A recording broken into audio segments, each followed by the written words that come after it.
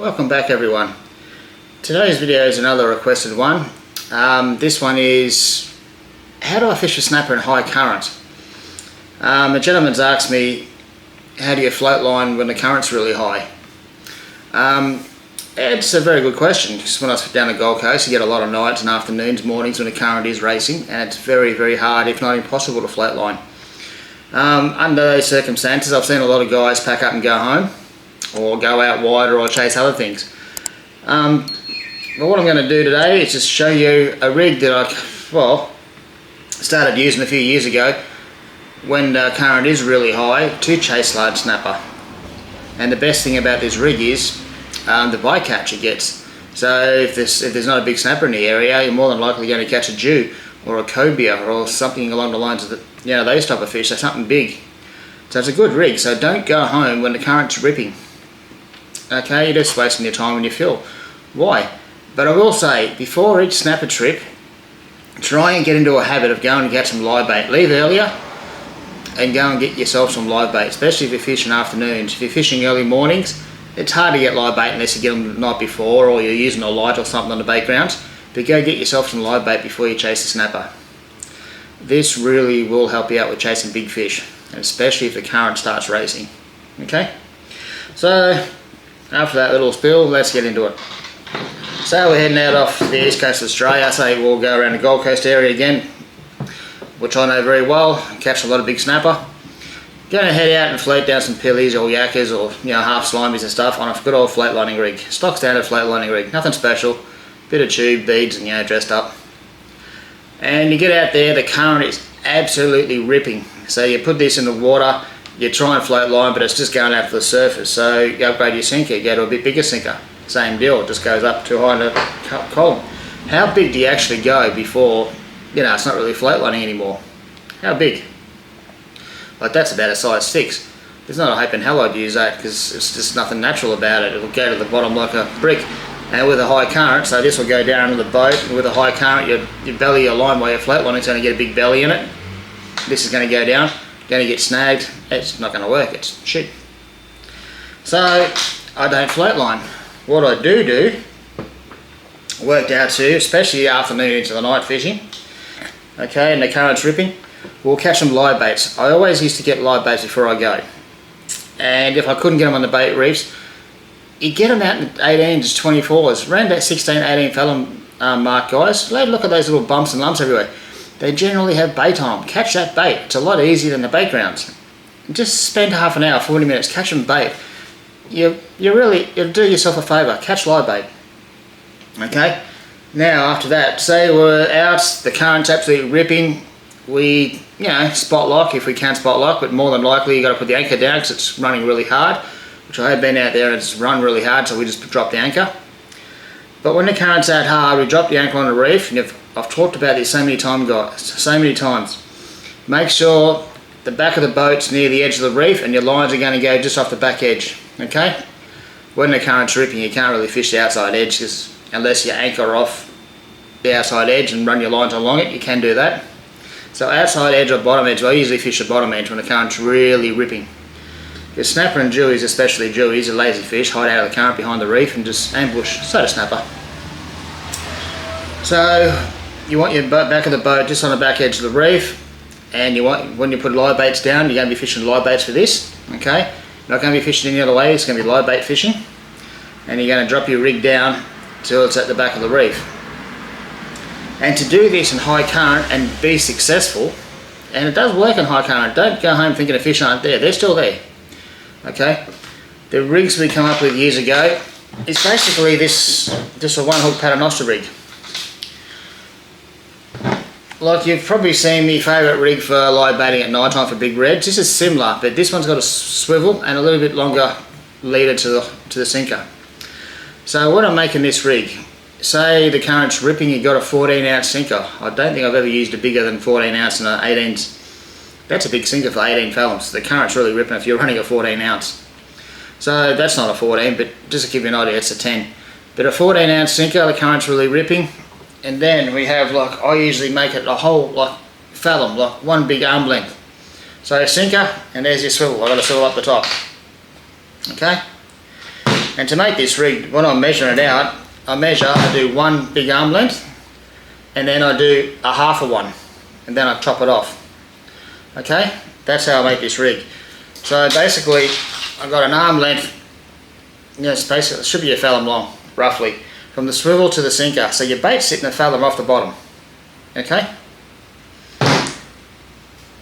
And then with your half of one you're done, it's a bit shorter now because I've tied this up.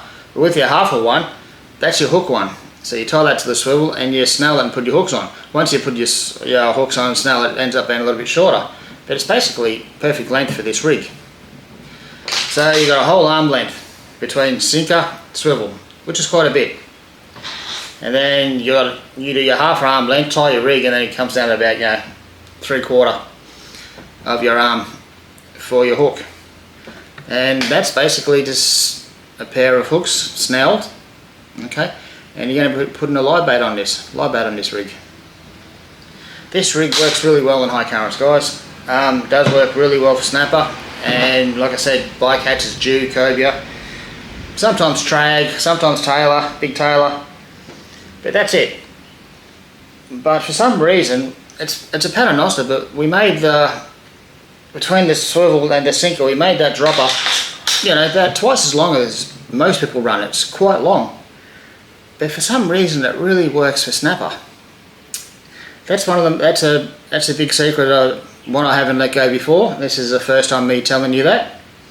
Is have your hooks, like between your hooks or your swivel and your sinker, have it twice as long as you usually do when you're making a paternoster. Or my favourite live bait rig at night time is this rig, but usually with knots. But I've used to run a shorter dropper to the sinker, and we usually do run a shorter dropper to the sinker when the current's light. But when the current's really racing, for some reason, racing current, you've got your longer dropper to your sinker and your swivel, and there's your hooks sitting about a fathom off the bottom, so a couple of metres off the bottom. It seems to be the prime time and prime thing for snapper in high current, and it works an absolute treat, especially early evening into late afternoon, early evening. Seems to be the best time with live baits, guys. It doesn't seem to work with dead baits. I've tried dead baits, and you'll get a few drag and bits and pieces, but this works really well for big reds. Usually the fish are over 8 kilo, usually they're 8 to 10 kilo fish. Night time, but it's live baits. Okay, it needs to be live baits on this rig.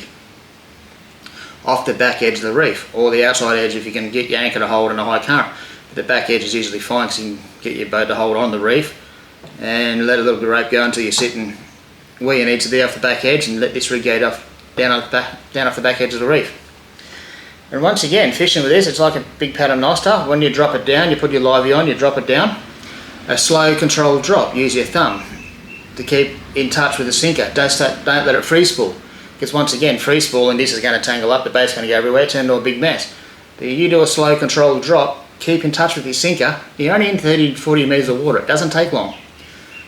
Once you get to the bottom, your sinker will sit on there, especially a 14 ounce, and your livey will just sit there nose first in the current, swimming in the current happily, a fathom off the bottom. You'll just sit there swimming in and for some reason that works with big reds in high current. Okay,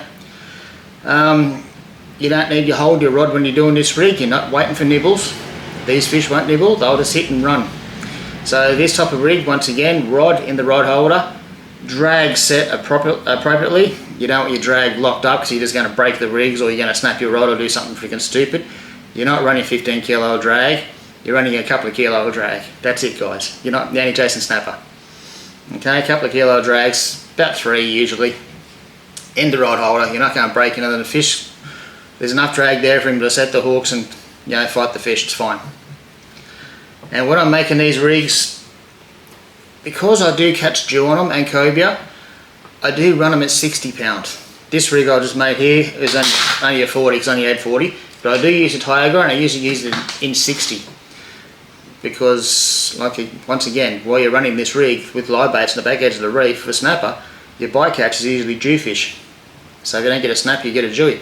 And a lot of the times we actually get both. Okay?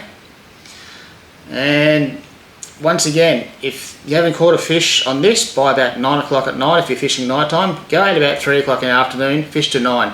If you haven't caught one by 9 o'clock, you're not going to catch one, guys. Go home. For some reason, it just shuts down. You'll get pickers and stuff throughout the night, but the big snapper and jew, very rarely you get them after about 9 o'clock. Strange but true. Until morning, then I'll come back on the jew. So that's it. High current, fishing high current. Flatlining, forget it. It's not going to work. You can upgrade your sinkers, but you just get too big, and it's unnatural. It's just not going to work. Flatlining high current, it's near impossible. Try this rig here. It's basically a single hook paternoster, but between the swivel and the sinker, it's quite long. It's a fathom long. It's an arm length long, so it's quite a big drop. Okay, snelled hooks. It has to be with live baits. Dead bait doesn't work, and probably because in the high current, it's hard to get a bait not to spin. In high current, once they start spinning even a little bit, that's shit. You want a live bait sitting there kicking nicely, so hook through the nose and sitting there kicking with this long dropper, rod in the rod holder. And fishing this way, you can have 2 rods out, 1 on each corner, sit back, have a coffee, wait for the rod tips to basically, bend over and hit the water, you're on. That's it. It's quick, it's simple, easy fishing, and if you do it properly, you get some really quality fish. 8 to 10 kilo reds. And we've got old jews up to 50 pounds, so 24 kilo doing this. Not a bad bite catch. Anyway, I hope that helps. And if you like what I do, guys, once again, give me a thumbs up.